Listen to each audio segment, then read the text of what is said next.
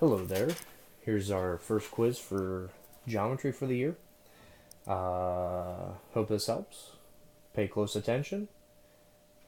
And here we go. So in these first four questions, we're looking at this picture right over here. So in number one, it asks us to give another name for line R. Right here would be line R. All right. And I encourage you're going to want to use points to name line R. Also remember, this is just an example. When we name a line, let's say I was going to say it's XY, I'm going to put the little line over top of the two letters that I'm actually using for that one. Okay?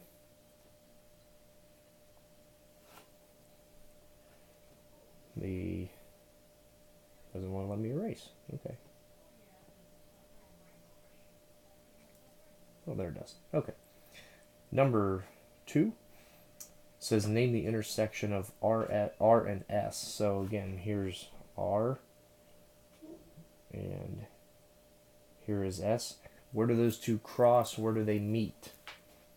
Okay.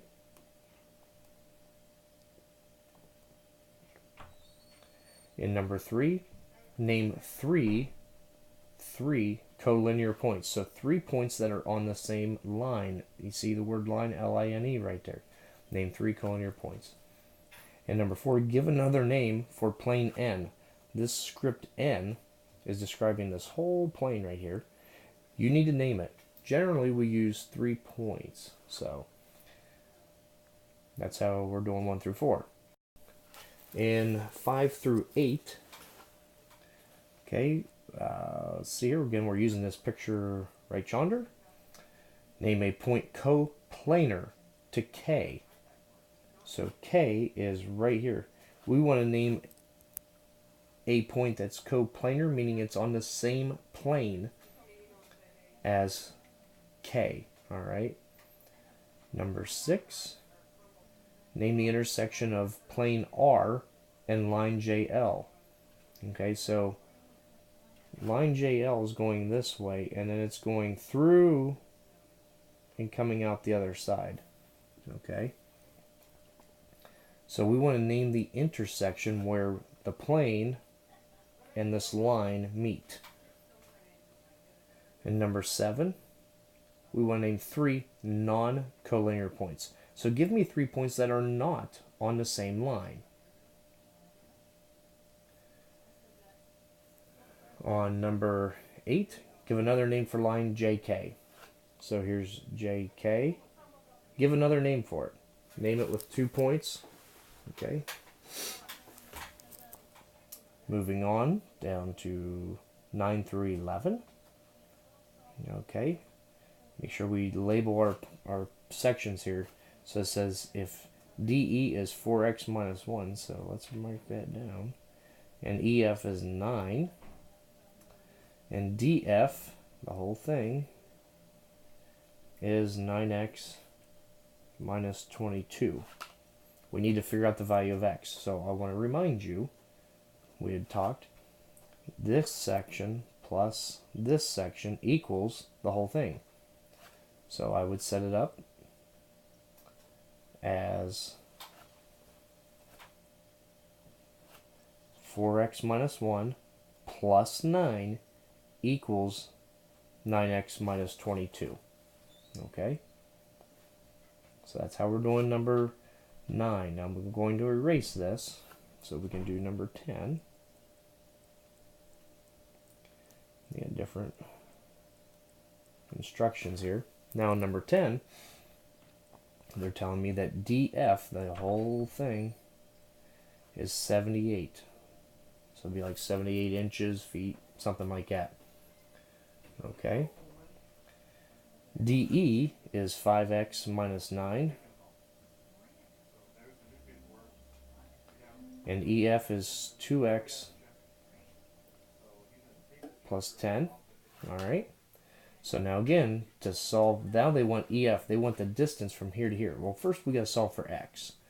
So again, like we did on number 9, take this part plus this part, set it equal to 78. Okay? So solve for x, and then once you do, plug it back in here. So it's going to be 2 times what plus 10. That gives you EF, because it's very important for us to remember that this is what they're asking us to do. Find the distance. The last one, they just want us to find x. Okay. On number 11. They're telling us that DE is 4x plus 10. So 4x plus 10. And EF is 2x minus 1. Okay. And then the whole thing is 9x minus 15. Again, we're going to set these up where we're adding these two together and setting them equal to this. But now the directions they want us to find DF. So now after you find x, plug it in right here. It's going to be 9 times what? Minus 15. That gives us the distance from D to F. Okay, number 13 or 12 and 13. We got to use the distance formula. Okay, that was in your notes. So distance equaled everything else under the square root. We had to x2 minus x1, and then we squared that answer and then added it to y2 minus y1. We squared that. Again, I would use my calculator, plug in the parts, subtract them, square it, subtract them and square it, then add these two together, and then do the square root last. Okay? And I also highly recommend that you label these points. That way we don't make a silly mistake. Okay? I'll even do it on this one. Okay? Again, use your calculator, but just, again, do one section at a time in the formula. If you need help, make sure you come up and ask. Whoops, that dude, what's he doing? He stayed put there, huh? We'll just erasing.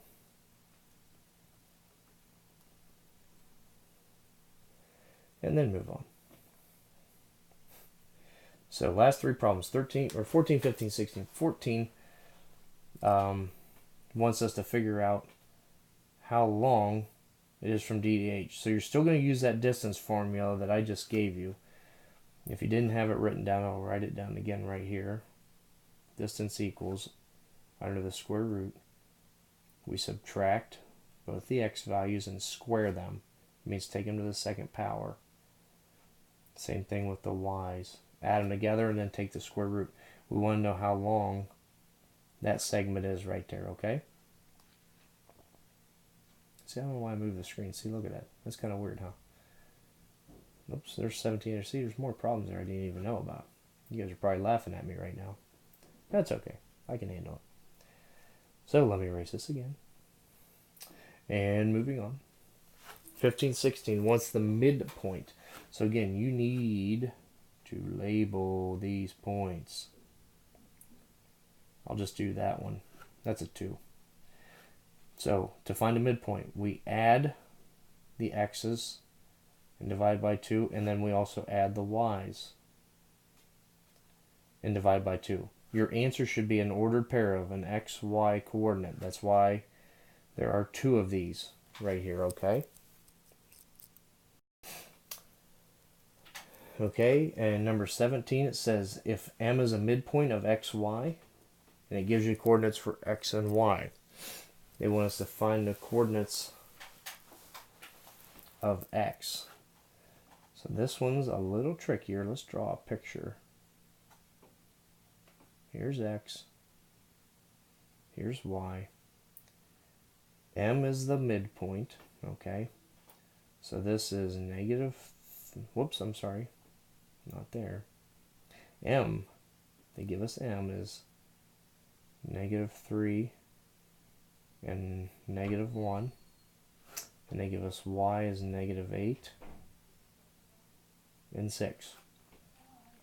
Okay, we don't know x. That's the challenging part here.